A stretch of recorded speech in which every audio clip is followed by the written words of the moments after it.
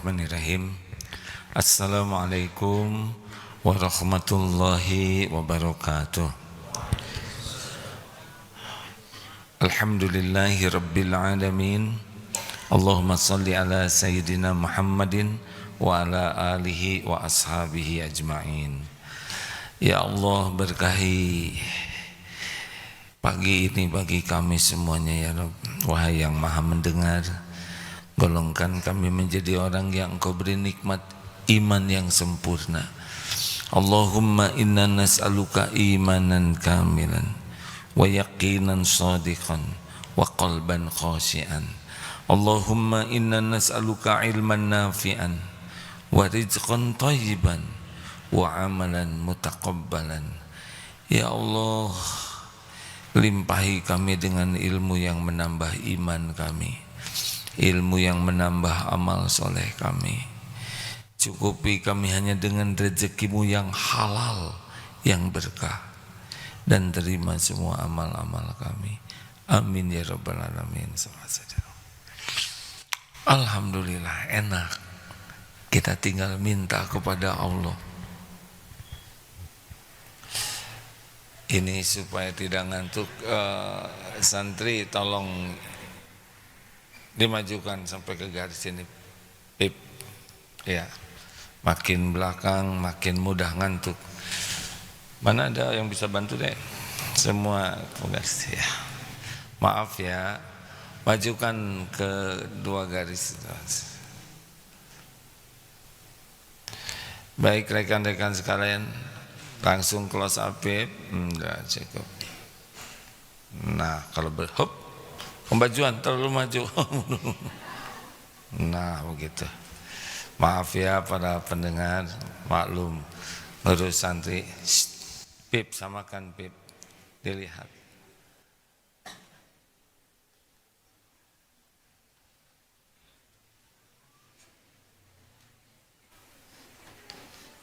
Terima kasih.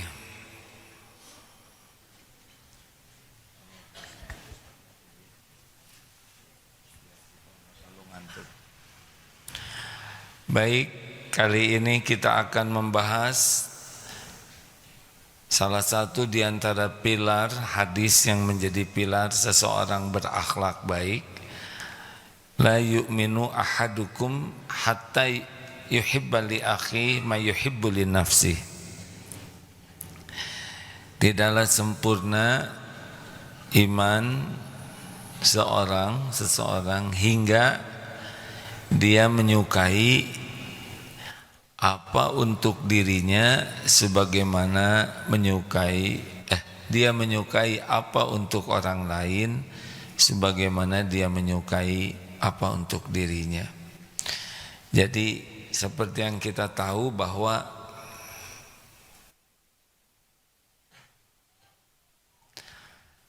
akhlak tergantung iman. Makin kuat iman, makin bagus akhlaknya. Kebahagiaan tergantung iman. Makin kuat imannya, makin bahagia. Keselamatan tergantung iman. Makin kuat imannya, berpeluang selamat jadi ahli surga. Jadi prioritas dalam hidup kita sebetulnya intinya dimanapun kapanpun hanya dua. Satu, bagaimana iman meningkat, bagaimana kualitas amal kita dan juga kuantitasnya meningkat. Karena bahagia itu tergantung iman dan amal soleh. Keselamatan itu tergantung iman dan amal soleh. Buah dari orang yang imannya kuat dan amal soleh itu yakin jadi akhlakul karimah. Nama orangnya disebut muttaqin, orang yang bertakwa. Penampakannya akhlakul karimah. Di antara penampakannya orang yang akhlakul karimah namanya hayyin, layyin, qarib, sahol. Tenang, menenangkan. Orang yang berakhlak mulia itu yang diharamkan tersentuh api neraka, ciri pribadinya adalah tenang, menenangkan, teduh, meneduhkan, sangat nyaman di hatinya tuh. Kenapa? Kok begitu? karena selalu berzikir kepada Allah dengan penuh keyakinan. Ala bizikrillah tatmainnul qulub. Camkan, hanya dengan ingat Allah hatimu akan tenang ya. Jadi orang-orang yang akhlaknya baik, yang imannya kuat itu cirinya adalah susah lupa kepada Allah. Makin yakin ke Allah, makin susah lupa. Karena semua yang dilihat, semua yang didengar, semua yang dirasakan, jadi ingat kepada Allah. Dan semuanya juga ciptaan Allah, semuanya milik Allah, semuanya ada dalam kekuasaan Allah. Ingin sesuatu pasti ingat Allah, takut sesuatu pasti ingat Allah, lihat sesuatu panas, dingin, sehat, sakit pasti ingat kepada Allah, karena Allah lah pemilik segala-galanya. Ciri yang kedua apa? Layin, orangnya itu sangat sopan santun, lemah lembut. Layin itu sangat lemah lembut. Dari mana datangnya lemah lembut? Dari hati yang penuh sayang. Jadi kepada Allah menghamba, kepada umat berkhidmat, sayang ke orang tuh, sayang. Tidak hanya ke orang, ke binatang, ke pohon, ke alam ini, sayang. Irhamu man fil ard yarhamkum man fis sama. Sayangi yang di bumi, yang di langit menyayangimu. Jadi kalau kita ingin disayang Allah, sayangi makhluk-makhluk Allah, kita akan disayang. Nah, ciri orang yang punya kasih sayang itu bagaimana? Lemah lembut.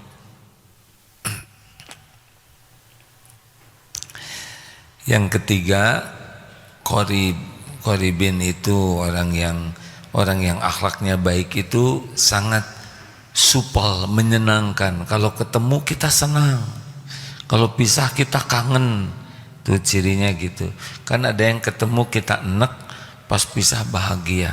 Nah, itu kurang baik. Seburuk-buruk manusia adalah orang yang dijauhi karena ditakutkan keburukan akhlaknya, kejahatannya. Oleh karena itu, kalau orang tidak menyukai kehadiran kita, padahal orang-orang itu adalah orang baik, nah, ciri-ciri kita orang tidak baik. Karena orang baik itu dikangenin. Rasulullah itu dikangeni, kecuali oleh orang yang buta hati. Jadi dari mana datangnya akrab? Dari tawadu, rendah hati. Orang yang sombong tidak bisa akrab karena dia menuntut orang lain menghormati, mengakui dirinya lebih dari yang lain.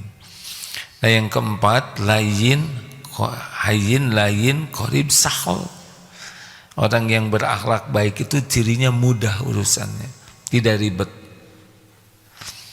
Mudah saja, jual beli mudah, urusan mudah, tidak riweh, tidak ribet, hidupnya tuh simpel. Dari mana datangnya? Dari bisa mengendalikan nafsu. Wa nahan nafsa 'anil hawa. Nah, orang-orang yang akhlaknya baik itu bisa mengendalikan nafsunya, hawa nafsunya. Tapi bagi orang yang belum baik akhlaknya, diperbudak hawa nafsu. Jadinya ribet, bicara enggak enak, nanyanya nyelekit, jawabnya juga bisa bikin orang sakit hati. Begitulah ya. Karena dia lebih sibuk memuaskan nafsunya.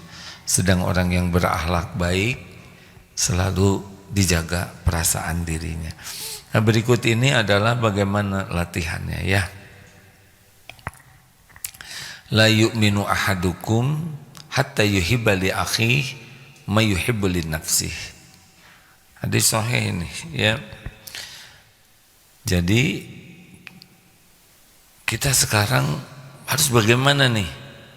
Begini sederhananya ya. Kita belajar dulu dari yang enggak enak.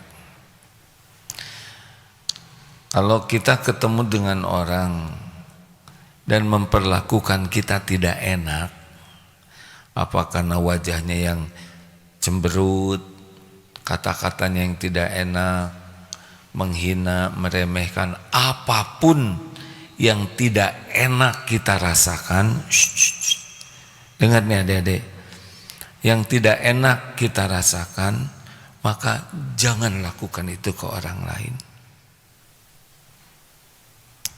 Misalkan kita ketemu, kita senyum, dia tidak senyum, enak tidak? Tidak enak. Jangan tidak senyum ke orang.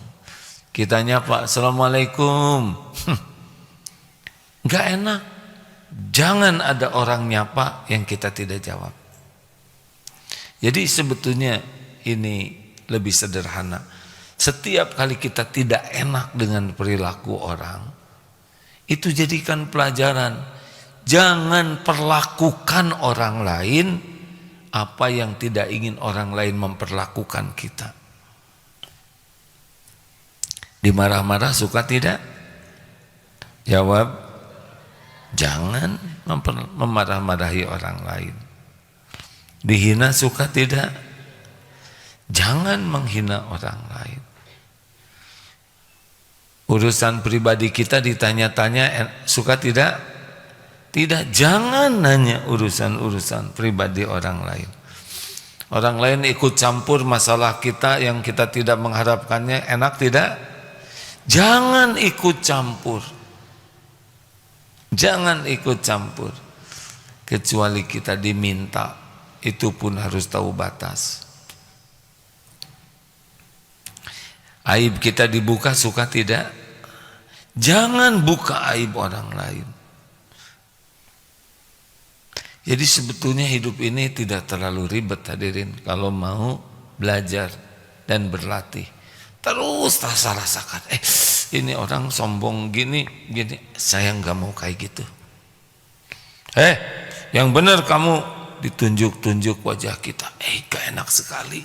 Saya nggak mau nunjuk-nunjuk wajah orang. Dibohongi mau tidak?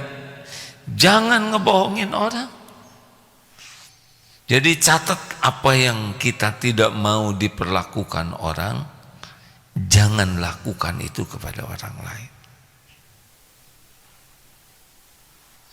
Bagus kan begitu? Kita bisa belajar.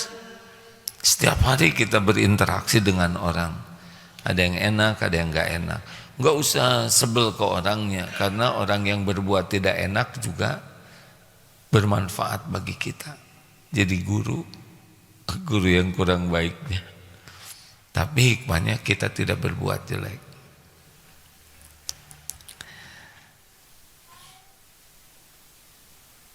Mikir apa?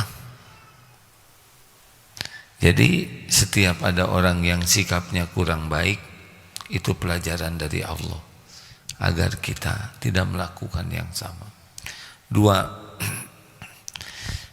Nah, yang kedua, kalau kita senang orang berbuat sesuatu ke kita, itu juga ilmu. Ada orang senyum aja, enak ketemu tuh. Ini ilmu. Kenapa kita tidak melakukan hal yang sama? Tabassumuka fi wajhi akhika laka sedekah. Wajah cerah kepada saudaramu adalah sedekah. Ada juga yang hasem aja. Tahu hasem? Apa hasem? Asem. Ini pelajaran. Ada yang nyapanya tuh sopan. Ini pelajaran. Apa yang enak dirasakan oleh kita, lakukan ke orang lain. Ini pelajaran penting. Jadi setiap kali kita ketemu orang, itu pelajaran, karena tiap orang itu bisa menjadi bahan renungan bagi kita. Karena pada prinsipnya softwarenya sama, hati kita tuh sama. Senang disayang, senang dihormati, itu sudah standar ya. Nah, kita kelemahannya kalau ada orang yang berbuat jelek, sakit hati. Kemudian kita berperilaku sama. Jadi kita nggak dapat apa-apa. Padahal takdir pertemuan itu dari Allah. Kita ketemu siapapun, ada di lingkungan apapun, terjadi dengan izin Allah.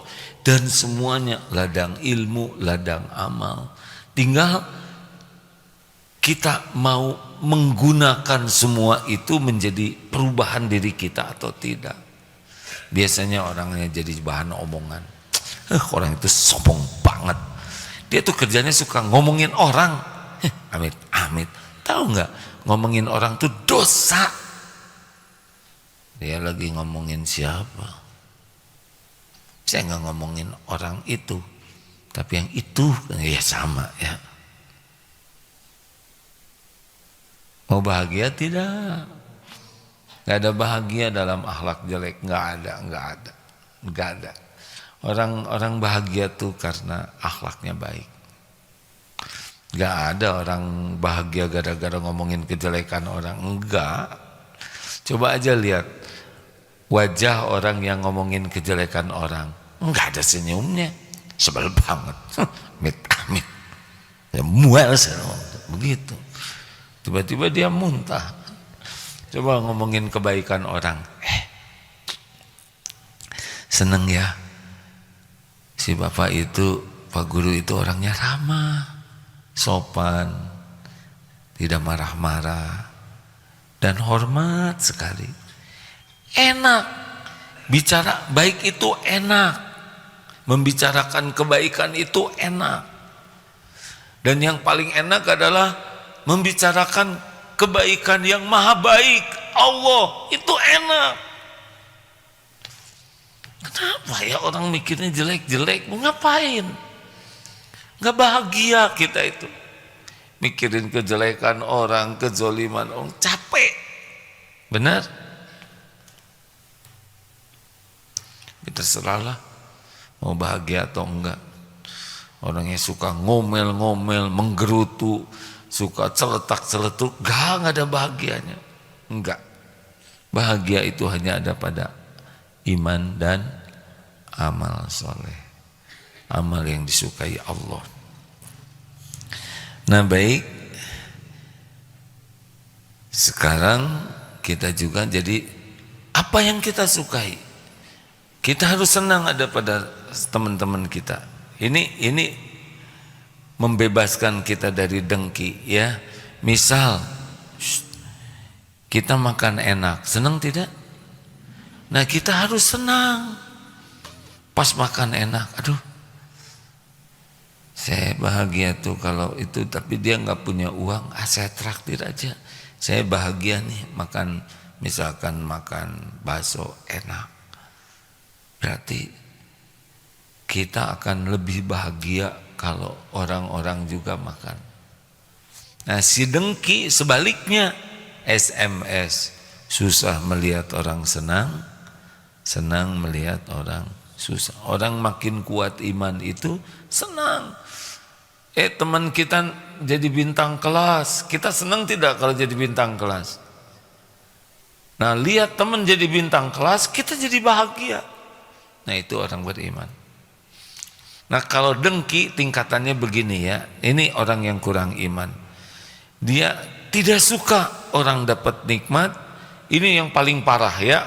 Kalau ada santri seperti ini, na'udzubillahi min zalik, ini tertipu oleh iblis, karena ini penyakit iblis, dengki. Susah lihat orang senang, senang lihat orang susah. Dia tidak rela. Temenan nilainya bagus, temen bapaknya ada rezekinya, pokoknya orang dapat nikmat dia tidak rela. Dan kalau nikmat itu hilang, dia bahagia.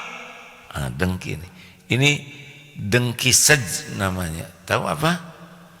Pendengki sejati. Pasti ujungnya bacem. Apa bacem? Banyak cemas. Gampang ngeringkes itu ya, bacem, liwe. Tahu liwe? Liwe. Nah orang-orang yang hatinya tidak baik nggak akan nyaman hidupnya. Terus nggak enak. Kalau ini udah nggak enak ya, dengar ini hadirin. Kalau ini udah nggak enak, layout, tata letak, raut muka kita nggak enak. Walaupun senyumnya tuh namanya senyum hangser ya. Jadi senyumnya juga nggak enak aja. Kalau bicara kata-katanya pasti nggak enak, nadanya nggak enak juga, gerak-gerik badannya tuh nggak enak. Kenapa? Kalau ini nggak enak, semuanya keluar ke nggak enak.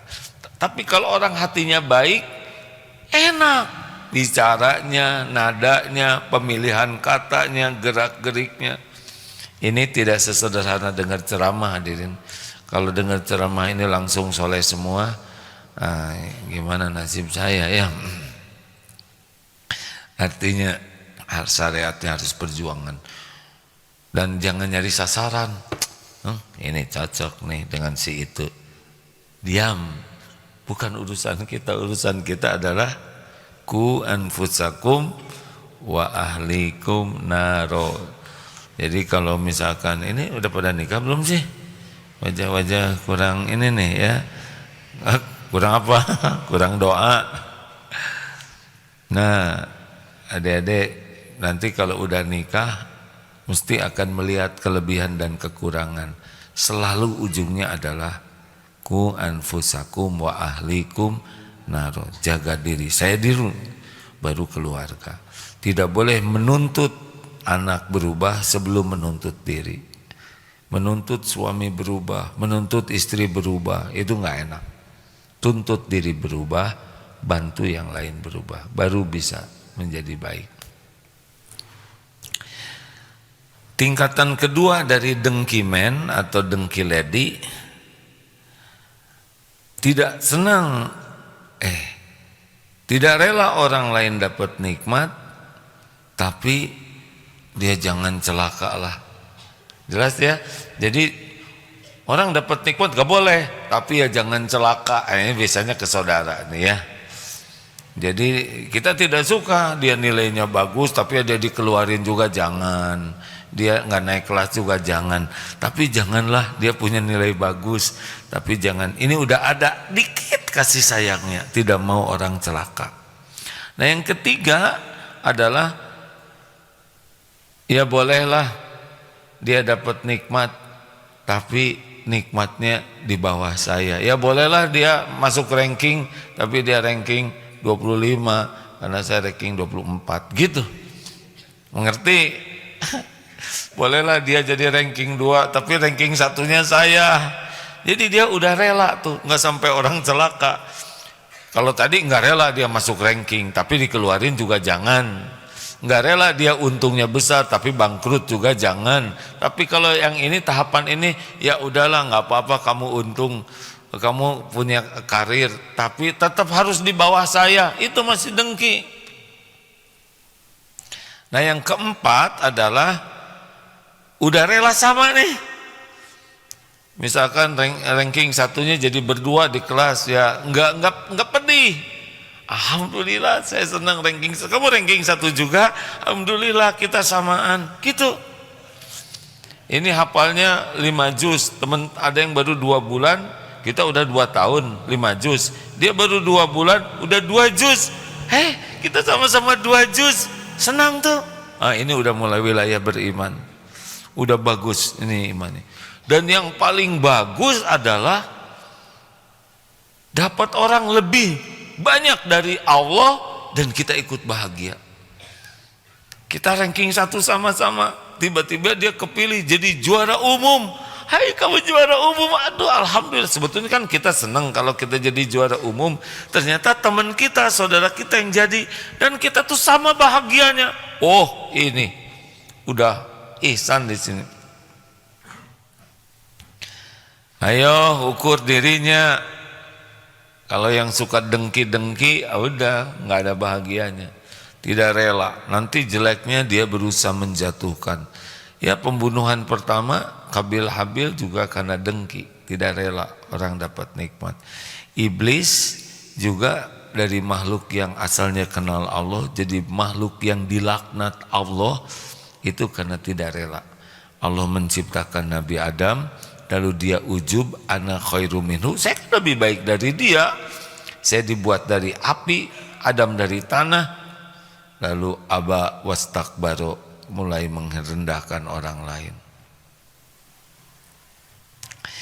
Ini penting walaupun kita banyak ilmu, walaupun kita ibadah, walaupun kita baca Quran, kalau kita tidak bermujahadah membersihkan hati, maka habis pahalanya. Adik-adik pernah dengar tidak muflis yang bangkrut? Orang yang bangkrut itu yang banyak amalnya.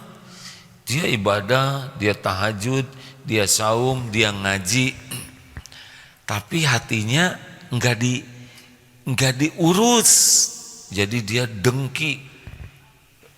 Akibatnya ngomongnya, celetak-celetuknya, pikirannya, perilakunya nyakitin orang. Di akhirat ditimbang nih pahalanya ada, tapi dia nyakitin. Di dunia belum selesai karena tidak minta maaf. Sholat ambil, saum ambil, 5:30. Udah masuk Pak Miftah? Alhamdulillah. Wilujeng Pak Miftah, maaf ini ya, mudah-mudahan beliau diberi usia panjang, penuh kebaikan, sehat-sehat lahir batin, istiqomah, dan penuh manfaat bagi umat. Masya Allah, amin ya rabbal alamin. Di MKFM sekarang ada Pak Profesor Kiai Haji Miftah Farid ya. Jadi sampai di mana tadi? Hah? Ngomongin iblis. Nah, ngomongin apa? Muflis, iblis. Bukan mukhlis ya. Nggak ada yang namanya muflis, bangkrut Pak ya, bukan mukhlis ya, kasihan Pak Mukhlis. Muflis. Karena setiap kali kita nyakitin orang nanti bayar, pakai saum, pakai Quran, bacaan Quran, pakai sedekah. Nah, habis nih pahalanya karena kurang khusyuk ibadahnya. Habis pahala saum, pahala tahajud, pahala sedekahnya dipakai membayar orang yang disakiti. Jadi gimana? Tapi yang disakiti masih ada. Saya waktu itu dihina, saya difitnah, saya dibohongin, saya dikibulin, dia ngutang, nggak bayar-bayar. Banyak yang protes, pahala habis. Apa yang terjadi? Dosa orang yang kita sakiti, nauzubillah, ambil.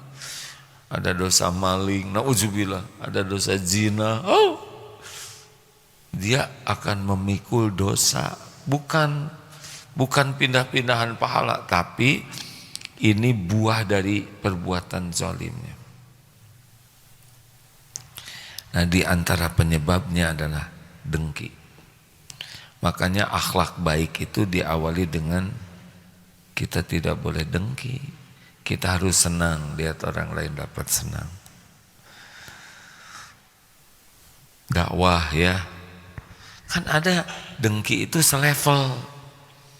Muadzin dengan muadzin itu bisa dengki tuh. Hadirin sekalian, sekarang akan ada muadzin baru.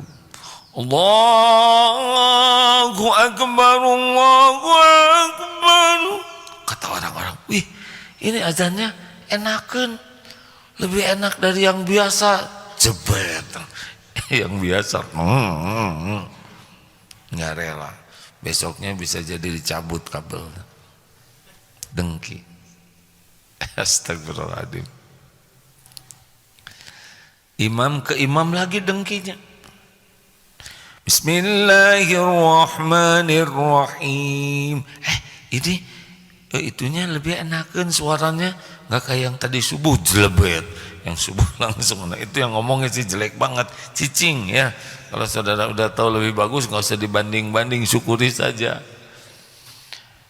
Yang biasanya yang pintar sama yang pintar lagi dengkinya, karena yang pintar jarang dengki sama yang bodoh, nggak nyambung. Ojek dengan ojek, beca dengan beca, ya, dokter dengan dokter, dengki. Nanti kalau ada dokter yang lebih ramai pasiennya, ya, itu pada junior loh, tapi ya pasiennya banyak deh. Dulu saya ngajarin, dengki. Orang dengki tuh nggak nyaman aja. Lihat orang lain dapat nikmat dan ada kecenderungan menghina, menjatuhkan, meremehkan. Teng, itulah pelajarannya. Belajar untuk dari orang lain.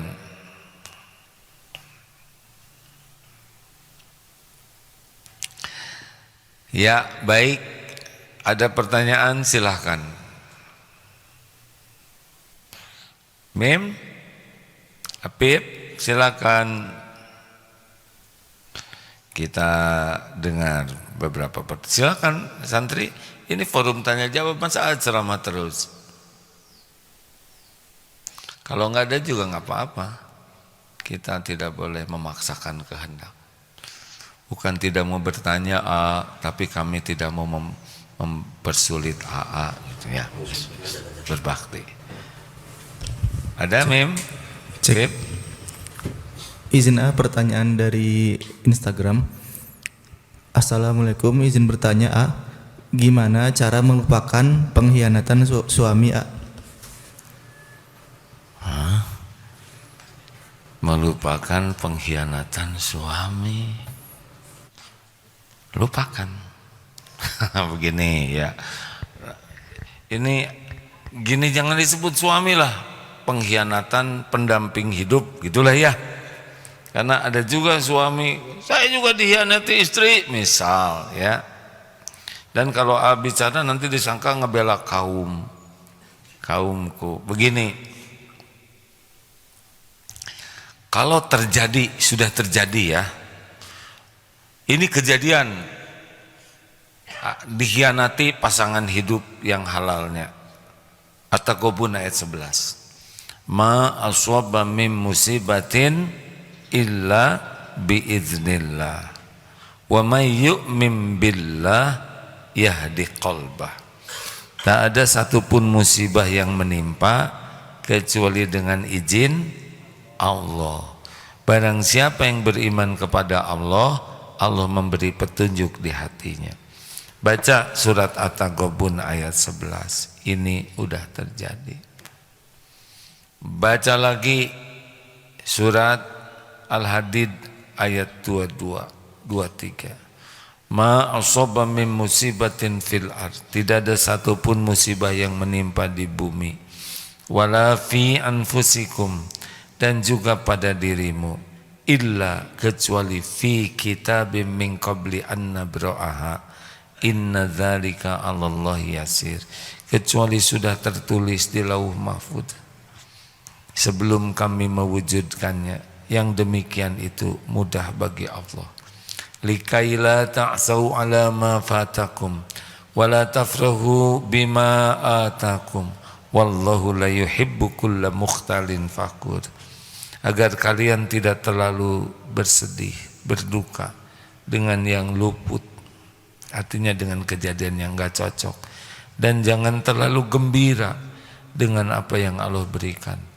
Bukan terlalu gembira, yang bagus tuh bersyukur ya. Dan Allah tidak menyukai orang yang sombong lagi membangga-banggakan diri. Kemudian buka lagi surat Asy-Syura ayat 30. Dah? Oh, ini udah tertulis. Oh, ini izin Allah. Asy-Syura ayat 30. Wa ma asabakum min musibatin fabima kasabat aydikum wa ya'fu an katsir. Musibah apapun yang menimpamu, ma asaba min musibakum. Jadi gimana? Masum fabima kasabat aydikum. Itu adalah buah dari perbuatanmu sendiri. Bagaimana dia yang mengkhianati kok perbuatan sendiri? Saya tidak mengkhianati. Benar. Dalam hal ini yang berkhianatnya adalah yang itu. Nggak mau nyebut suami ini, si dia ya. Tetapi ini menimpa di rumah, pasti ada dosa. Dosa saya apa? Saya tidak pernah berkhianat. Nah, dosanya itu yang berat itu, nggak mau ngaku punya dosa. Tapi saya nggak pernah berkhianat. Benar, ke pendamping tidak berkhianat, tapi mungkin ke orang tua, ke anak, ke teman, Dalam perjalanan hidup pasti ada dosa. Nah, dosa itu mengundang musibah itu menimpa. Gitu menurut ilmunya. Atau surat An-Nisa 79 ya. Di surat An-Nisa 79, ma ashabaka min hasanatin faminallah wa ma ashabaka min sayyiatin famin nafsik. Kebaikan datang dari Allah, keburukan datang dari diri kita sendiri. Saya nggak ngerti gimana begini. Misalkan kita kecopetan, udah jelas copet itu salah karena nyopet. Tapi kepilihnya kita menjadi objek yang tercopeti, benar nggak sih? Tercopetnya enggak salah. Kecopetan, nah itu yang sederhana ya. Ini banyak, tapi kenapa kita yang takdirnya kecopetan, tercopetnya? Ini pasti ada dosa kita nih. Walaupun tidak berkaitan sama copet, copet udah jelas dosa lah ya. Nah fokuslah, oh saya nggak bayar zakat, saya pelit. Dulu saya pernah darmaji, dahar 5 di aku hiji ya. Pernah beli duku, nyobain habis 20, belinya seons. Padahal udah habisnya sekilo. Oh iya, dulu makanan teman saya habisin ya. Pasti ada dosa tuh. Pasti. Karena memang yang mengundang kepahitan itu dosa. Nah, benar misalkan suaminya berbuat begitu, akhirnya kembali juga ya. Benar suaminya berbuat begitu. Tapi sibuk memikirkan suami yang berbuat salah hanya bikin perih.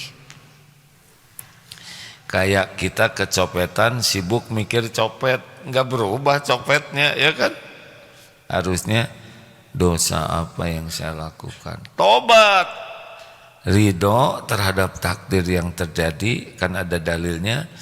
Barang siapa yang Allah mencintai satu kaum, seseorang, ibtalahum, Allah memberikan cobaan kepadanya, faman rodiya falahu ridho. Barang siapa yang nerima takdir adanya cobaan tersebut, Allah ridho kepadanya. Ya Allah, saya terima ujian ini, bawa ke tobat, ampun ya Allah. Saya mengakui saya banyak sekali menyakiti orang.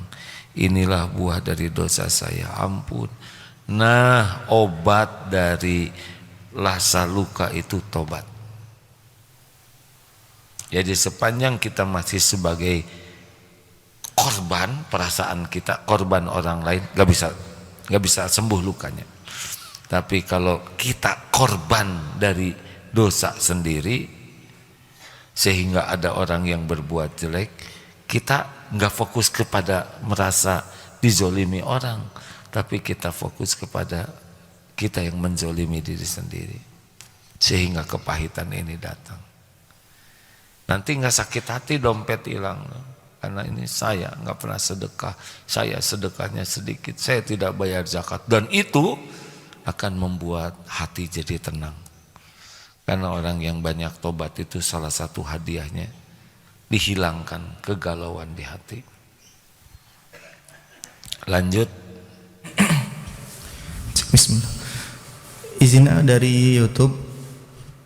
Bagaimana melatih diri agar tidak terpancing emosi saat orang lain ada yang bergibah A, dan tidak terpancing saat nama kita difitnah? Karena saya barbar maunya gelut A. Apa?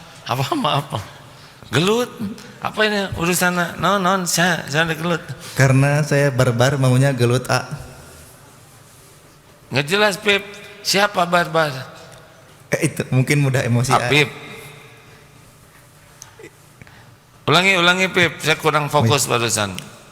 Bagaimana melatih diri agar tidak terpancing emosi saat orang lain ada yang bergibah, dan tidak terpancing saat nama kita difitnah? Karena saya barbar maunya gelut A, kalau mendengar itu mungkin. Oh, barbar tuh maunya gelut. Iya ya, diganti atuh namanya, jangan barbar, soleh. Saya barbar, jadi maunya mau gelut, ganti soleh, jadi mau tahajud. Begini Bar,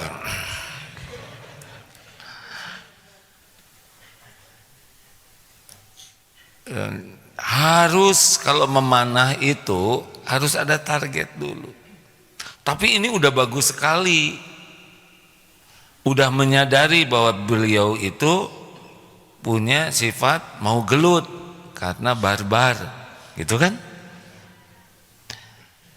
Jadi orang mau berbuat itu rumusnya ambak. Apa arti ambak? Apa manfaatnya bagiku? Islam sangat memuliakan orang yang bisa mengendalikan amarah. Ali Imran 134, 135. Ciri ahli takwa di antaranya adalah menahan amarah, memaafkan dan berbuat baik. Ini paket takwa nih. Tahan marah, maafkan, berbuat baik. Ini orang takwa begini. Berarti hidupnya bakal tenang, bahagia.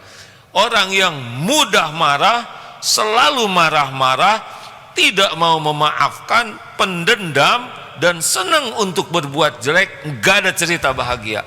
Capek hidupnya. Makanya goalnya apa? Mau bahagia, takwa. Mau takwa, tahan marah, maafkan, berbuat baik. Ini paket takwa.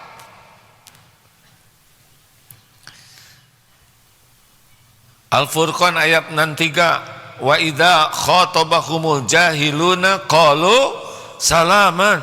Ini ibadur rahman, hamba yang Allah yang maha penyayang, ini hamba kesayangan Allah. Salah satu cirinya adalah kalau orang lain jahil berkata yang tidak bagus, qalu salaman, dijawabnya dengan perkataan yang membawa keselamatan. Tinggal milih mau grup yang mana. Kalau grup ahli takwa, grup yang mulia, bahagia, grup orang yang suka ditolong Allah, nah pilihannya adalah goalnya. Gimana caranya? Saya juga sudah tahu. Jangan marah atuh. Baru juga dinasihati yang jelas.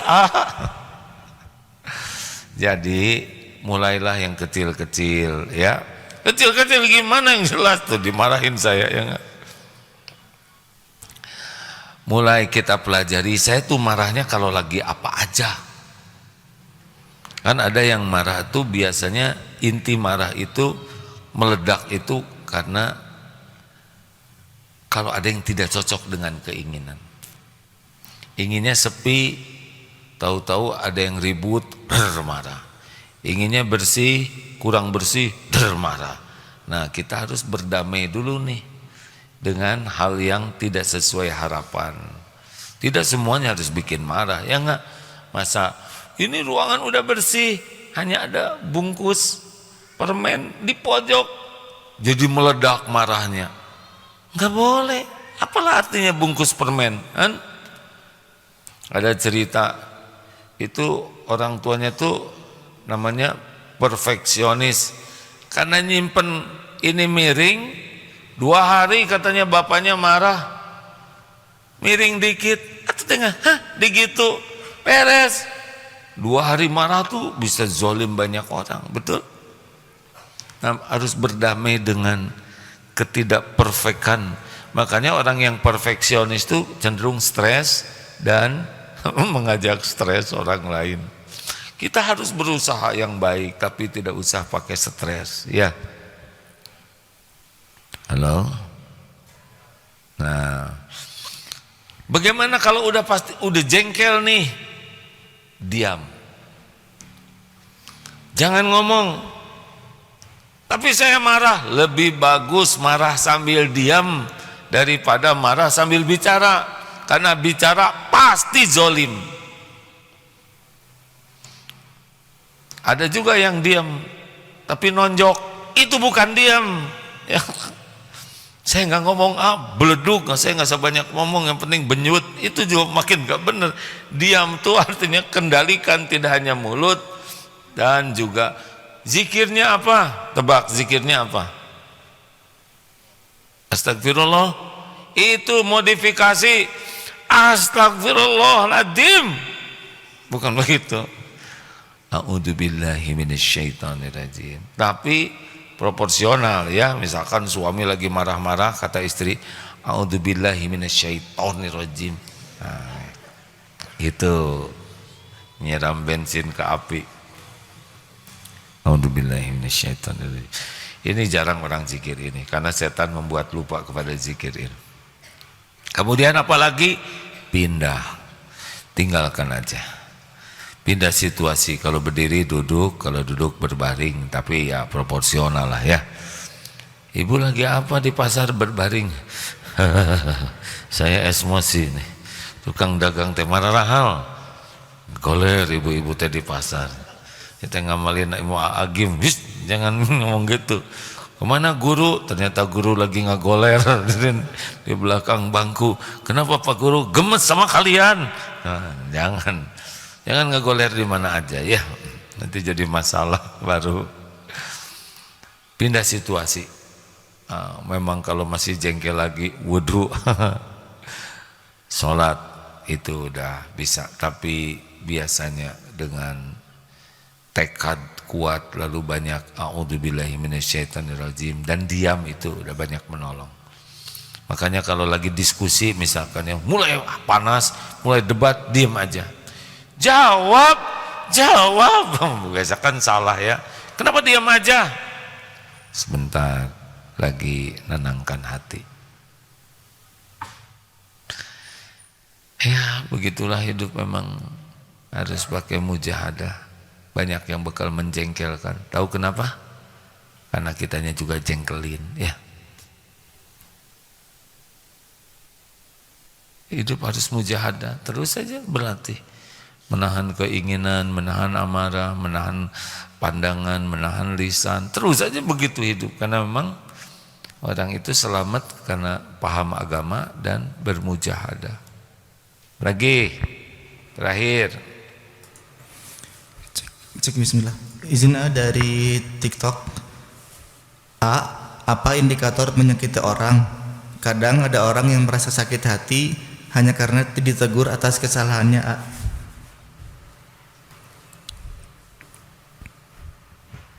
Apaan, Bib? Apa indikator menyakiti orang? Kadang ada orang yang merasa sakit hati hanya karena ditegur atas kesalahannya. Ya, kalau ada kita tegur seseorang, kemudian dia marah, sakit hati, kita nggak bisa mikirin perasaan orang. Maksudnya tidak bisa mengendalikan perasaan orang. Lebih baik kita evaluasi diri. Jangan, padahal saya kan udah bener, saya tuh ngasih tahu dia kalau dandan jangan kayak gitu, itu wajahnya jadi kayak kesemek. Cuman itu nyebut kesemek tuh sakit hati. Kamu tuh diet udah berapa kuintal? Nah, kuintal itu sejenis karung. Dengar ya, kalau kita nasehatin orang dan orangnya sakit hati, yang kita lakukan apa? Evaluasi diri.